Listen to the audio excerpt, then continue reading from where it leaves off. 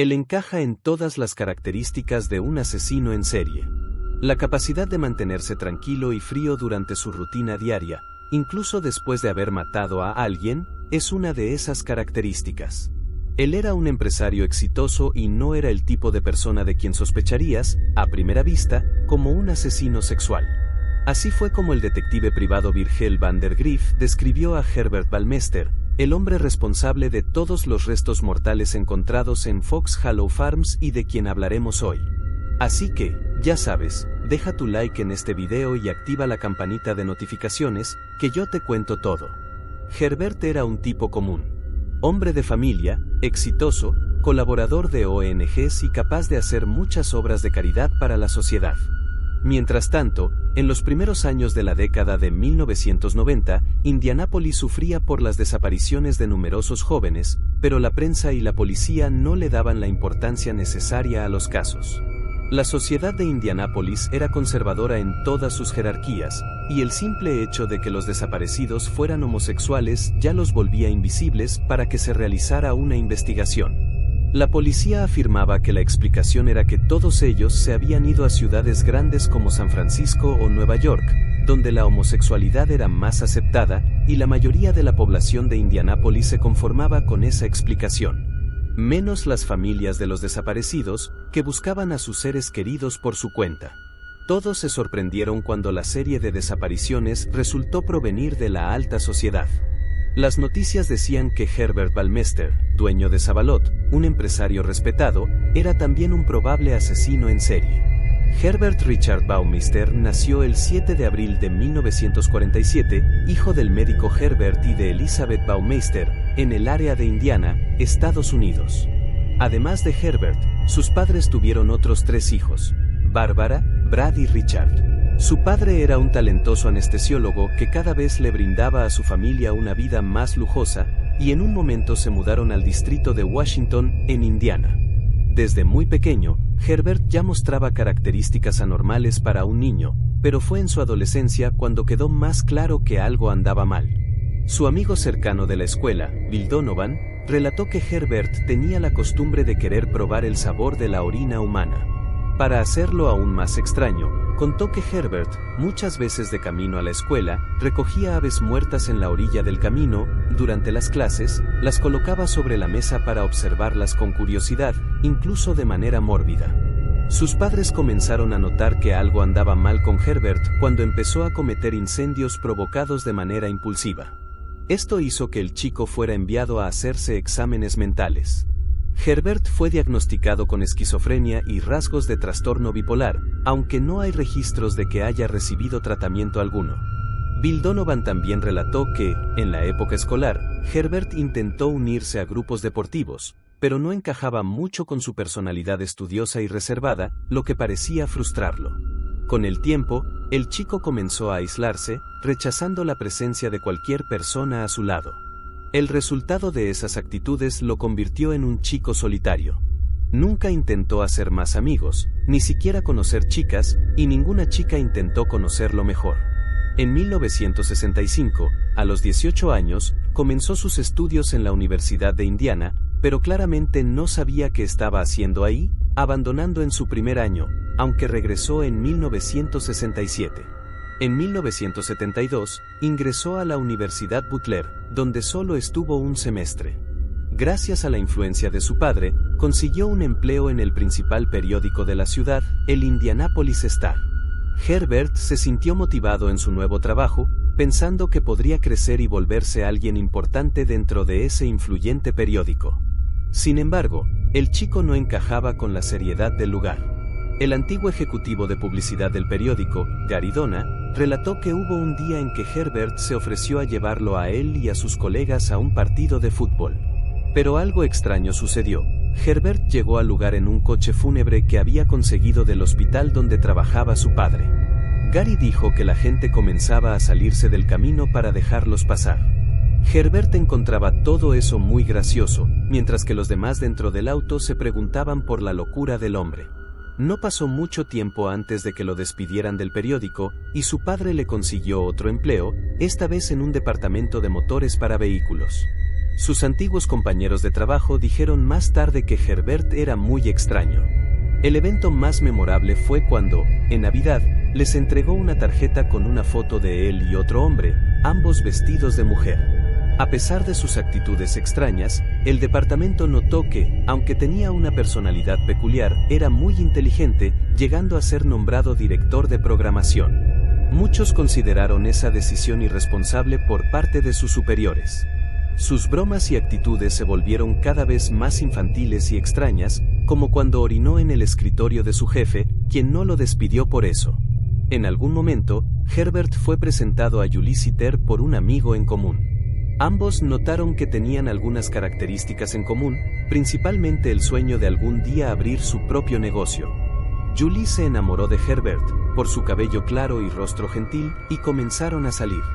Entonces, en noviembre de 1971, se casaron en una iglesia de Indianápolis, en una hermosa y costosa ceremonia. Herbert ganaba un buen salario en el departamento donde trabajaba, mientras que Julie era profesora de periodismo en una secundaria. Poco después, la mujer dejó su trabajo para enfocarse en su futura familia. En 1979, la pareja tuvo a su pequeña Mary, seguida de Eric en 1981. La vida parecía ir en buena dirección, hasta que Herbert lo arruinó todo nuevamente. En una de sus bromas, orinó en el escritorio de su jefe, pero esta vez alcanzó una carta dirigida al gobernador de Indiana, lo que aseguró su despido. Esto hizo que Julie tuviera que volver a dar clases, mientras que Herbert consiguió un trabajo en una tienda de segunda mano. En su nuevo empleo, se dio cuenta de que ese tipo de establecimiento generaba mucho dinero.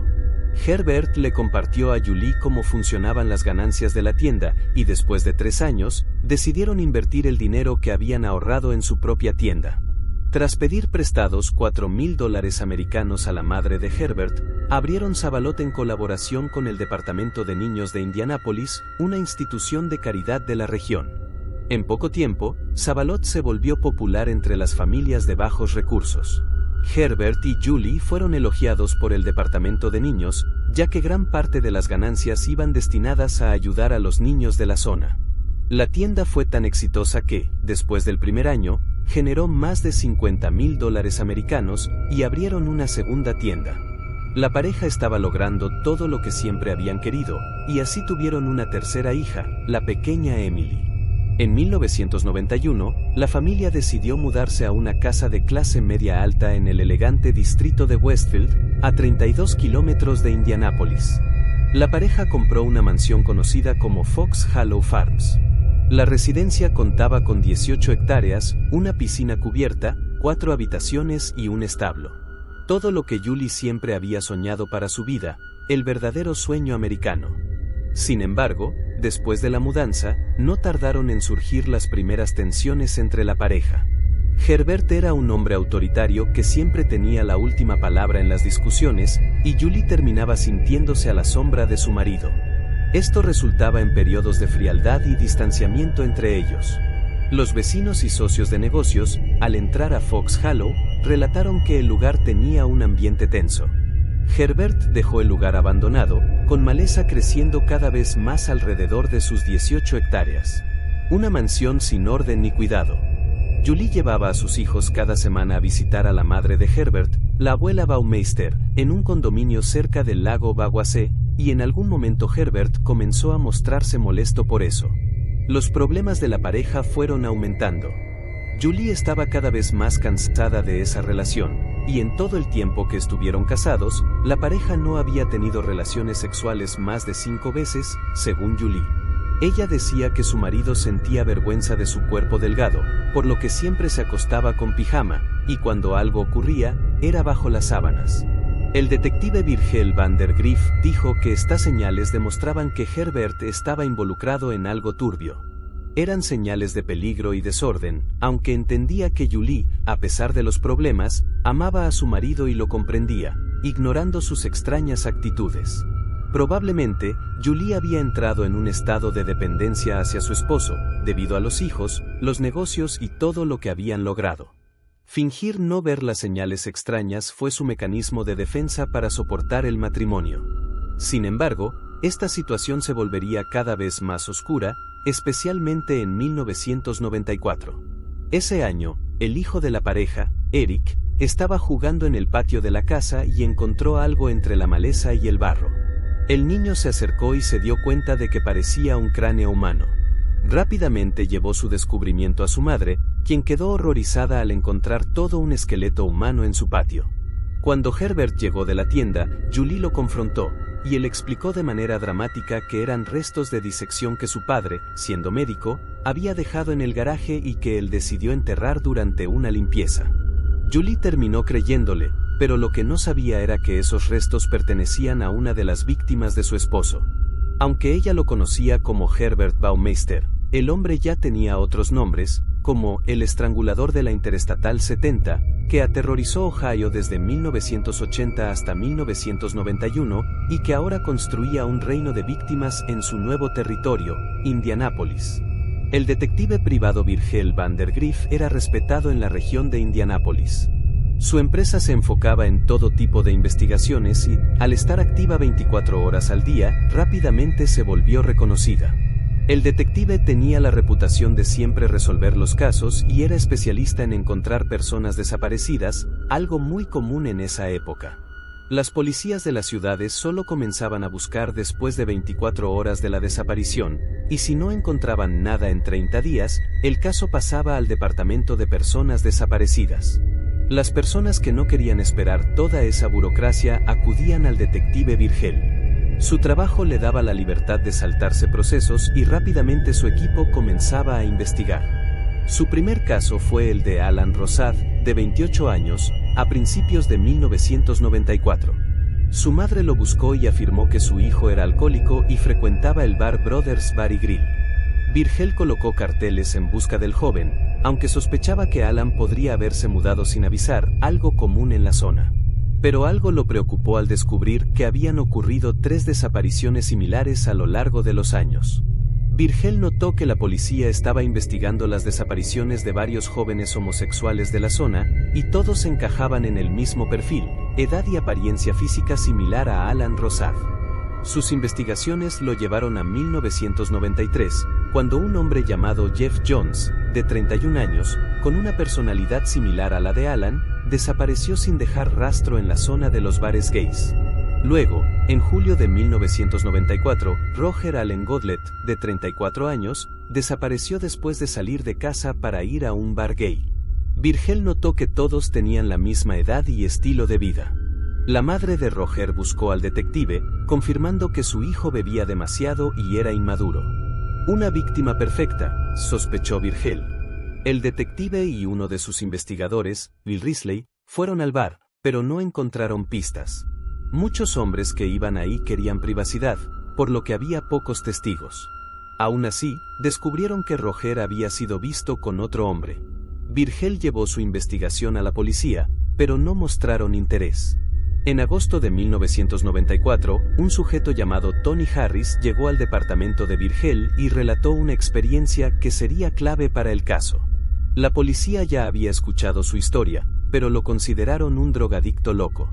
Tony contó que estaba en el Club 501, un bar gay de Indianápolis, cuando vio a un hombre alto y silencioso observando los carteles de personas desaparecidas. Lo que llamó su atención fue cómo el hombre miraba la foto de Roger Godlet, que estaba colgada detrás del mostrador. Tony sospechó y se presentó ante él. El hombre dijo llamarse Brian Smart. Tony, siendo amigo de Roger, intentó hacerle preguntas sobre el paradero de Roger, pero Brian las evadió. El sospechoso lo invitó a su casa, diciendo que vivía en una casa vacía, preparándola para nuevos dueños. Tony aceptó. Durante el viaje, notó que se dirigían al norte de Indianápolis, hacia las zonas de granjas y familias ricas. Finalmente, cerca del lugar, Brian redujo la velocidad y entró en una de las casas. Estaba muy oscuro, y Tony no pudo ver bien la placa, pero recordaba que terminaba con Farms. La casa parecía una mansión. Los dos entraron y fueron a una sala donde normalmente estaría el sótano, pero ahí había una piscina cubierta. Según Tony, el lugar podría haber sido agradable, pero en esa situación, todo era macabro. Relató que la casa, aunque hermosa, estaba desordenada y con maniquíes alrededor de la piscina. Tony se retiró un momento al baño, y cuando regresó, notó que Brian estaba inquieto. Dedujo que había usado cocaína. Mientras nadaban desnudos, Brian mencionó que había aprendido un truco que involucraba una manguera cerca de la piscina. Según él, si estrangulabas a alguien con ella durante el sexo, la adrenalina haría la experiencia mucho mejor. Brian le pidió a Tony que lo hiciera con él, acostándose en un sofá y enseñándole cómo hacerlo mientras era estrangulado. Extrañamente, Brian se masturbaba durante esto. Tony relató que, para descubrir más, debía seguir el juego. En un momento, cambiaron de posición, y Brian puso sus manos alrededor del cuello de Tony, aumentando la fuerza. Tony fingió desmayarse, cerrando los ojos. Sintió que Brian se relajó y luego lo sacudió, llamándolo por su nombre. Tony abrió los ojos, y Brian, enojado, le dijo que no debería hacer eso porque ya había tenido accidentes antes. Tony le preguntó si eso era lo que le había pasado a Roger Godlet, pero Brian solo sonrió. Más tarde, cuando Brian se durmió, Tony exploró la casa, pero solo encontró juguetes infantiles y ropa de mujer en los cuartos. No había nada que revelara el nombre real de Brian. La casa parecía abandonada, sin pistas de los dueños. Brian despertó y Tony logró convencerlo de llevarlo de vuelta al bar. Al llegar, el hombre le dijo que sabía jugar muy bien y que quería verlo de nuevo el miércoles en el pub. Tony no tenía idea de dónde estaba la mansión, solo recordaba que estaba fuera del condado de Marion y que la placa terminaba con Farms. El detective Virgel y su equipo esperaron hasta el miércoles en el pub, pero el sospechoso no apareció. Por suerte, Virgel tenía una amistad con la detective Mary Wilson, quien sí creería en la historia de Tony. Mary había trabajado en la división de crímenes sexuales, donde aprendió sobre las patologías de los criminales sexuales. Al ser transferida a casos de personas desaparecidas, notó que muchos de ellos escondían algo. Mary investigaba las desapariciones de hombres homosexuales en Indianápolis desde 1990.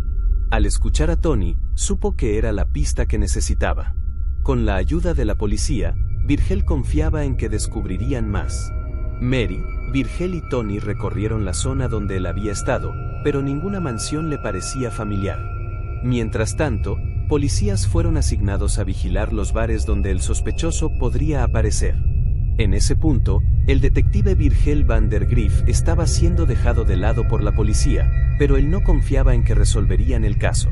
Para él, no se trataba de un secuestrador común, sino de un asesino en serie, y mucho estaba en juego.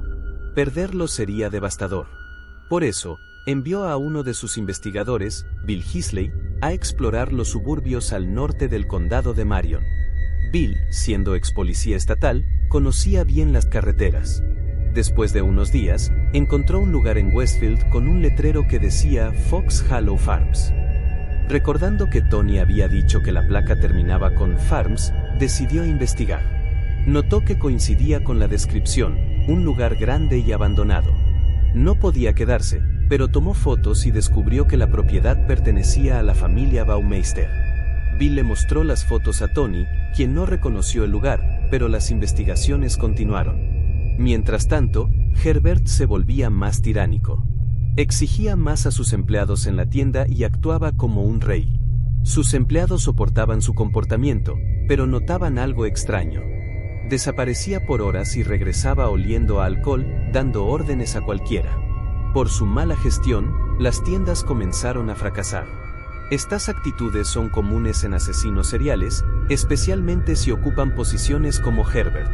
Aunque era rico y respetado, su condición mental nunca lo ayudó a controlar sus comportamientos extraños.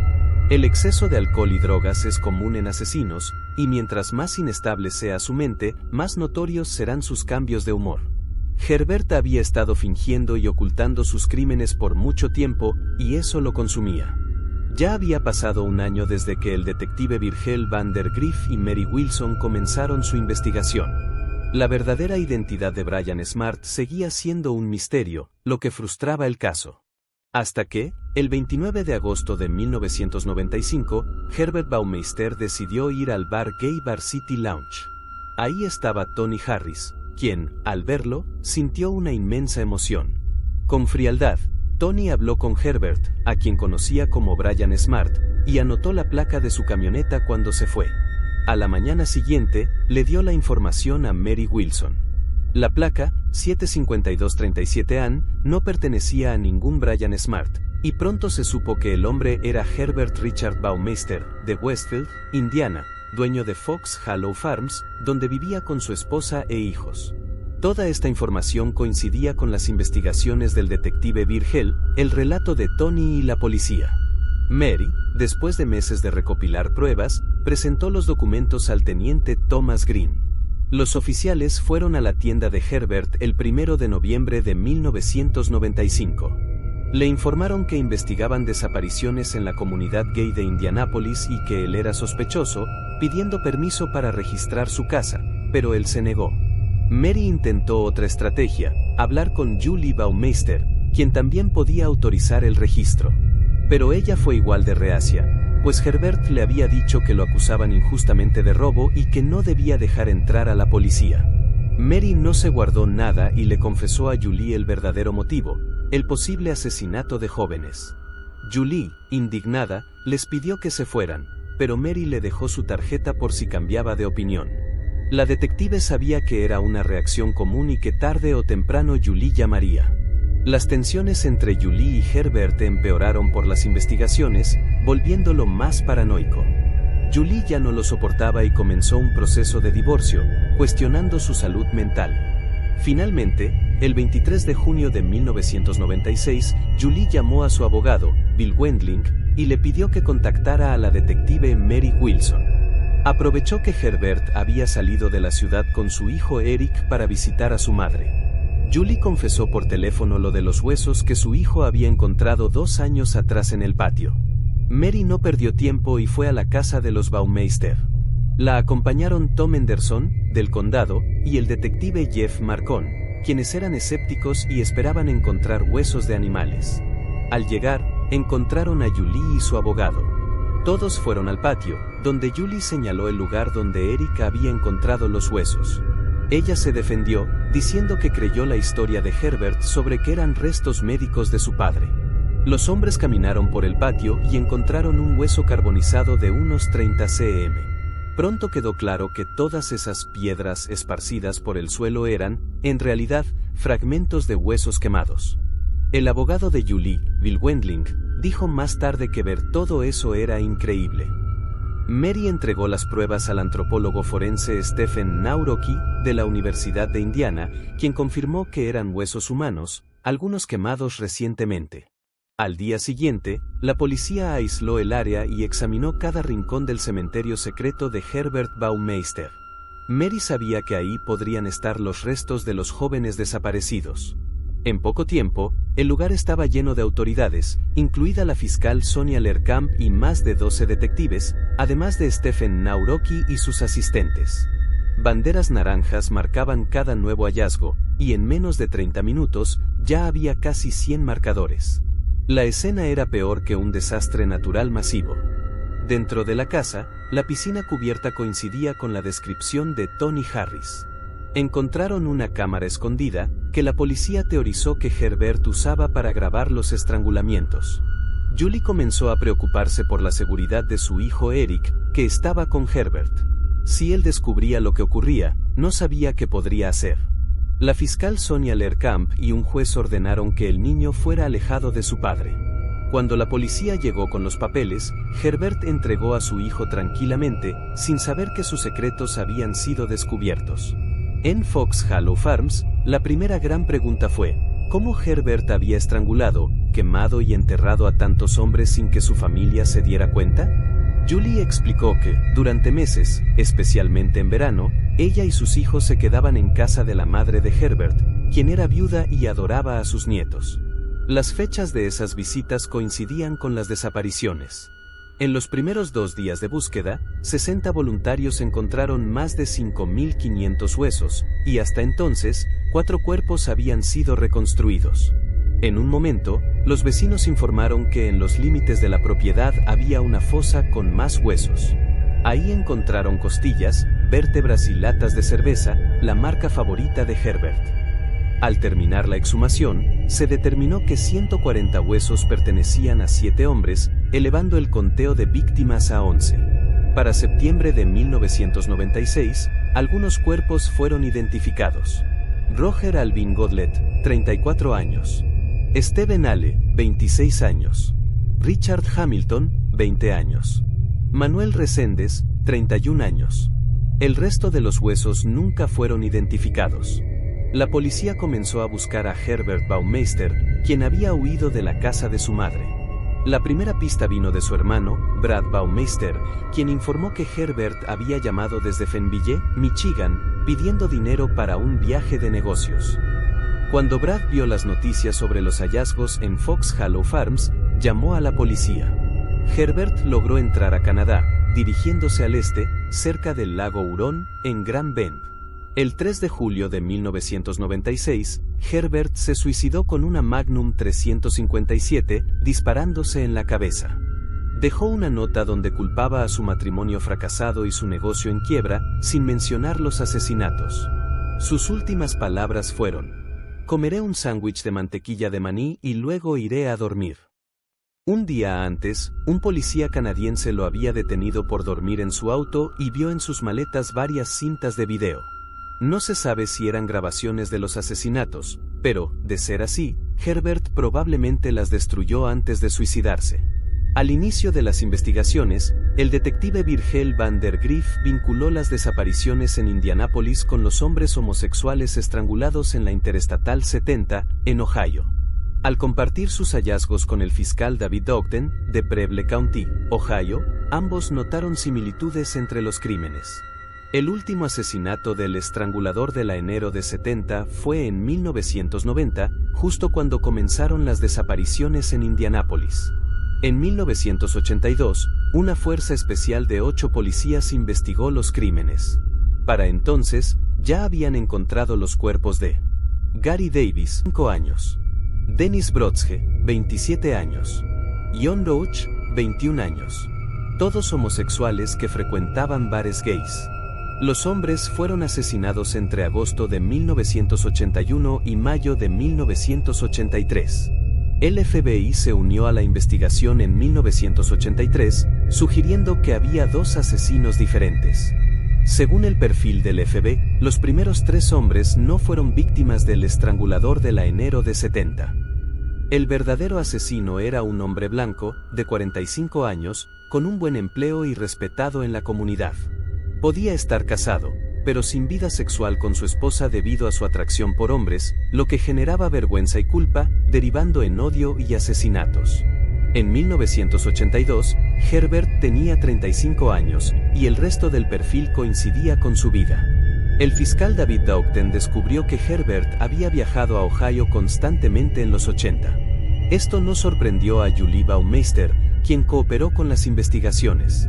Revisaron registros de tarjetas de crédito, llamadas telefónicas y hasta el auto de Herbert. Lo más perturbador fue que una foto de Herbert coincidía con un retrato hablado hecho por testigos en Ohio. El caso fue reabierto, y una testigo identificó a Herbert como el hombre que llevó a su amigo Michael Rivelli a casa en 1988. Al día siguiente, Michael fue encontrado muerto. Poco después, una conferencia de prensa conectó oficialmente a Herbert Baumeister con el estrangulador de la enero de 70. Aunque algunos escépticos dudan, los asesinatos en Ohio terminaron cuando Herbert compró Fox Hollow Farms, donde empezó a esconder cuerpos. El detective Virgil van der Grief también mencionó que el hermano de Herbert, Richard Baumeister, fue encontrado muerto en un jacuzzi en Texas en la misma época en que Herbert cometía los estrangulamientos. El caso se archivó por falta de pruebas, pero Virgil cree que podría haber una conexión. Las víctimas de Herbert suman aproximadamente 27 hombres, entre 1980 y 1996. Desafortunadamente, el caso terminó de manera triste y decadente. Como Herbert Baumeister, muchas familias en Ohio finalmente conocieron al asesino de sus seres queridos. Pero muchos cuerpos en Fox Hollow Farms nunca fueron identificados, dejando a otras familias sin respuestas. Sería injusto decir que la causa fue el prejuicio policial de la época, pero sin duda influyó. Muchas gracias por llegar hasta el final del video. Si te gustó, Deja tu like, suscríbete y activa la campanita para más contenido como este.